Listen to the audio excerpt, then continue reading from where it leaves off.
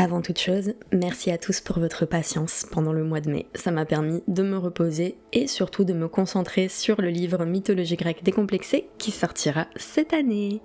Et sans plus attendre, bienvenue dans Mythologie grecque décomplexée. Installe-toi confortablement et serre-toi un verre.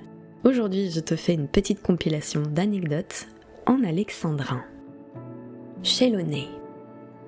Ah, quel grand jour glorieux que celui que voilà, car aujourd'hui c'est l'union de Zeus et Héra. Tout le monde a reçu sa propre invitation, il y a du beau monde à cette célébration. Un attroupement énorme s'est présenté, mais il manque à l'appel la jeune Chéloné. Chéloné est une nymphe bien casanière. Son chez elle est construit au bord d'une rivière. Constatant son absence, Hermès va la chercher et la trouve paisible, endormie, dans son lit. Il demande pourquoi elle ne s'est pas levée, pourquoi son drap la recouvre encore à midi. Chéloné répond qu'elle arrivera plus tard et qu'elle est juste à la bourre pour ce rencard. Un peu agacé, Hermès part en informer les nouveaux mariés qui s'en trouvent offensés. Toutes les divinités étaient informées que le roi des dieux et la reine se mariaient. Une telle occasion, c'est quand même important. Si elle n'est pas là, c'est qu'elle s'en fout largement. Pire, ce refus d'arriver à la cérémonie ne serait-il pas signe d'un certain mépris ? Les deux époux attendent et cachent leur colère, ruminant d'ores et déjà une punition. Le temps qui passe électrise l'atmosphère, car Chéloné n'a toujours pas bougé son fion. Cette impertinence ne peut continuer, et auprès de la nymphe, Hermès est renvoyé. De nouveau, il la trouve au sein de sa demeure, se préparant lentement en prenant des heures. De mauvaise grâce, elle ajuste sa coiffure. Quand Hermès perd patience, elle sent que ça va plus. Elle est presque prête, elle l'assure, elle le jure. Trop tard, la tolérance d'Hermès est rompue.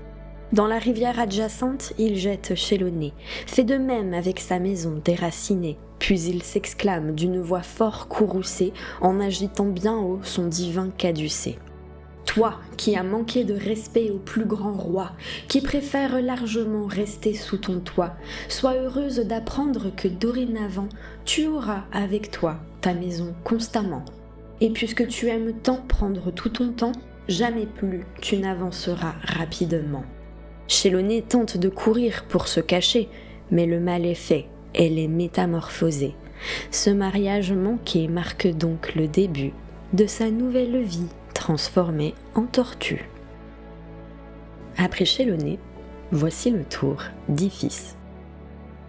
Le jour où une femme apprend qu'elle est enceinte peut être synonyme de joie ou de crainte. Pour Télétusa, c'est l'angoisse et l'horreur, car son mari, en elle, a instauré la peur. Il se trouve que monsieur ne veut pas d'une fille, que seul un fils pourra survivre à la naissance. S'il voit que c'est une fille qui se tortille, il s'armera, elle n'aura aucune chance. La menace est claire, fort et haut prononcée. Ce sera soit un garçon, soit un Maccabée. Les mois filent et la grossesse se passe mal. Télétusa angoisse du verdict final, à tel point qu'Isis, déesse au doux caractère, celle qui protège les enfants et leur mère, la rassure en lui disant que quoi qu'il arrive, quel que soit son sexe, il faut que le bébé vive. Si c'est une femme, il faudra tout simplement cacher à son mari le genre de l'enfant. Puis Iphis disparaît, laissant Télétusa un peu moins déprimée, mais bon, coup-ci, coup-ça. Si ce plan peut marcher pour un tout nouveau-né, cela sera moins convaincant à la puberté.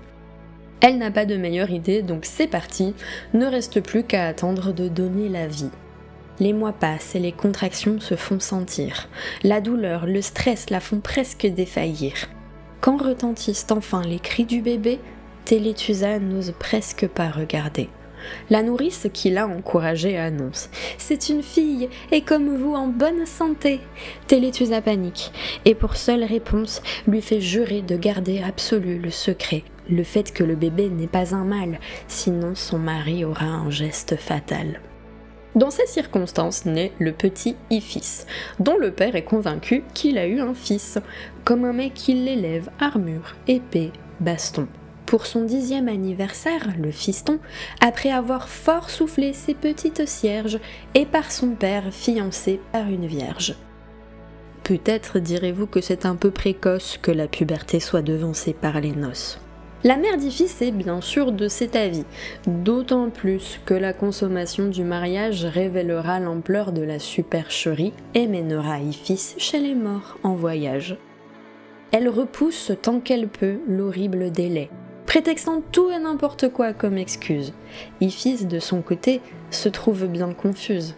Deux femmes mariées ensemble et s'approprier? Comment réagira sa naïve promise? Et les dieux, cette union, est-ce qu'ils l'autorisent? Elle ne le saura pas, continue de prétendre être l'homme parfait, l'alpha, le cher et tendre. Vient le jour fatidique où sa mère n'est plus capable de retarder l'union des amants. Le désarroi d'Iphis la rend tout abattue, sous ses yeux s'écoulent des larmes abondantes. La veille du mariage, la déesse Isis se dévoile à l'adolescente attristée. D'un claquement de doigts, lui procure un pénis et lui soustrait toute once de féminité. Fini la demoiselle, Iphis est un garçon, chromosome XY, bientôt poil au menton. Jamais plus il ne vivra en femme cachée, jamais plus son père il n'aura à redouter. Sous les rayons de la lune, il s'endort, serein, et se réveille souriant de bon matin. À sa femme se présente plein d'allégresse, lui glisse la bague au doigt et la main aux fesses. Vécurent-ils heureux? Ça, on ne le sait pas, mais ils vécurent tout court, et c'est déjà ça. Deuxième histoire de transidentité avec Séné. C'est en Thessalie que naît le prince Séné, ou devrais-je dire la princesse Sénis, car cette personne dont je vais vous parler a changé d'identité après un supplice. Sénis a rejeté tous ceux qui, à ses pieds, se sont jetés pour demander à l'épouser.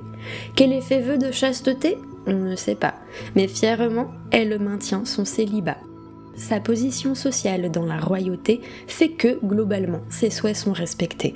Ainsi, aucun mortel n'insiste ou la force quand ses refus nets brisent leur cœur dans leur torse. Pour les divinités, il en va autrement. En témoigne l'exemple de Poséidon. Fougueusement, le dieu surgit de l'océan et la violente ignorant ses protestations. Puis, satisfait une fois ses bourses vidées, constatant le choc de notre pauvre Sénis, gentleman, il lui jure, pour la consoler, de lui offrir un vœu en guise de justice. Céphise lui répond sans aucune hésitation que plus jamais elle ne veut vivre un tel affront. Poséidon n'a pas besoin d'en savoir plus, il sait exactement comment y remédier. Le vagin de la femme se change en phallus, Céphise devient un homme du nom de Séné. Le dieu va même jusque dans la métaphore en transformant Séné en héros invincible. Abuser de lui devient alors impossible, ni arme ni sexe ne pénètrent son corps. Maigre réparation, mais toujours mieux que rien, Séné devient dès lors un héros thessalien. Les récits de ses exploits sont très peu nombreux, car il devient roi et s'occupe de ses gueux. Il se livre à la résolution des problèmes que la gestion d'un royaume entier lui amène. Aussi, quand tous les monarques de Thessalie sont invités au mariage d'Hippodamie, il est évident pour Séné d'y assister pour voir les tourtereaux et les féliciter. Le mari d'Hippodamie a dans sa famille quelques invités qui font tout partir en vrille. Il a pour demi-frère un groupe de centaures qui, au demeurant, se comportent plutôt bien, mais un drame se prépare car tout le monde ignore qu'ils ne savent pas se tenir avec le vin. Un verre, puis deux, et les voilà débridés. L'un d'eux tente même de violer la mariée, uniquement arrêté par le grand Thésée, qui lui balance un grand vase en plein dans la tête, résultant en un décès et troublant la fête. Car les centaures s'arment et un massacre atroce teinte de rouge sanglant les funestes noces. Au milieu de tout ça, Séné est héroïque, tuant à lui tout seul 5 de ses agresseurs, tandis que d'autres, avec des rictus rageurs, tentent en vain de le perforer de leurs piques. Comprenant qu'ils ne parviendront pas à l'avoir, ils l'insultent en lui rappelant sa triste histoire, l'appelant la victime de Poséidon, un homme mais qui mérite à moitié ce nom. Puis ils élaborent une simple stratégie. Si les armes ne sauront arracher sa vie, s'ils ne peuvent provoquer une hémorragie, reste l'éventualité de l'asphyxie. Il déracine les arbres de la forêt et les envoie un par un écraser ses nez. Sa peau est impénétrable, mais sa force ne lui permet pas de s'extirper de l'écorce. Arbre après arbre, il est coincé, enseveli, sa cage thoracique bloquée par les troncs. Respirer devient dur, il n'a plus d'énergie, sa dernière goulée d'air quitte ses poumons. Ainsi finit la vie humaine de Séné, brave femme devenue homme puis héros. De son corps déchu, son esprit s'est libéré, s'extirpant des arbres transformés en oiseaux. On raconte que, depuis ce jour, aux enfers, là où vont les humains après leur séjour sur Terre, on voit, parmi les âmes aux enveloppes lisses, celle de nouveau féminine de Sénis. Et on termine avec l'histoire courte mais efficace de Cléobis et Biton. À Argos, cette année, c'est une vraie galère. C'est la fête de Héra, mais rien ne va plus. En son honneur, on fait livrer une statue dont l'absence menace de tout foutre en l'air. Car à cause d'une terrible épidémie, il n'y a plus un cheval dans les écuries. Pareil pour les ânes et les bœufs et les vaches, ces animaux qui tractent les chars sans relâche. La statue de la reine des dieux est bloquée chez son humble sculpteur devant son atelier. Si elle n'arrive pas à Argos dans les temps, Héra pourrait s'imaginer qu'on la méprise et dans un courroux terriblement virulent plongerait la contrée dans un état de crise. Heureusement, les deux enfants d'une prêtresse calment les habitants, tempèrent leur détresse. Cléobis et Biton, voilà leurs deux prénoms. Pieux et modestes, ils proposent une solution. Ce n'est pas grave s'il y a plus d'animaux, ils mettront eux-mêmes la statue dans le char, qu'ils tireront à l'aide de leurs biscottos afin de rattraper le dangereux retard. Pendant plusieurs jours, sans prendre de repos, ils tirent l'immense statue qu'ils doivent amener au temple. Arrivés à Argos, le peuple les contemple, conscient que grâce à eux, on évite le pire. Nos Cléobis et Biton parviennent à leur but. La statue est à sa place, et ce, dans les temps. La préoccupation du peuple a disparu, on ne pense plus à Héra en s'inquiétant. Leur timing est parfait.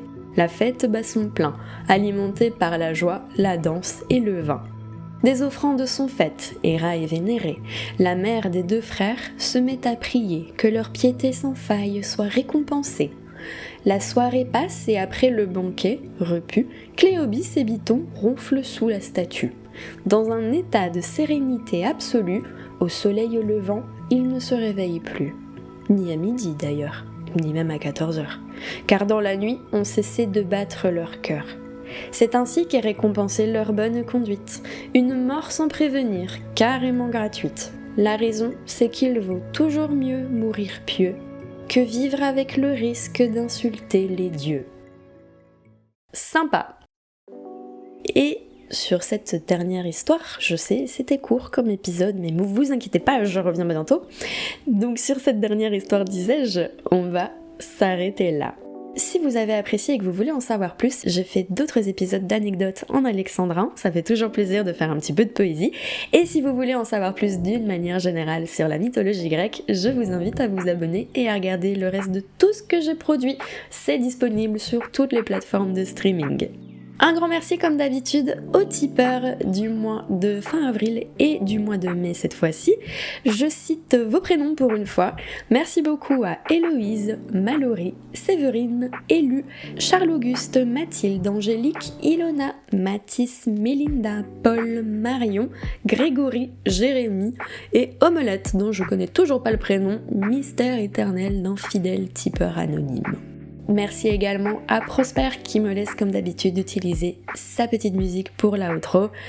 Et en attendant le prochain épisode dans 15 jours, je vous souhaite à tous de prendre grand soin de vous. C'est toujours aussi important. On se retrouve le 15 juin. C'était Margot pour vous divertir. Ciao!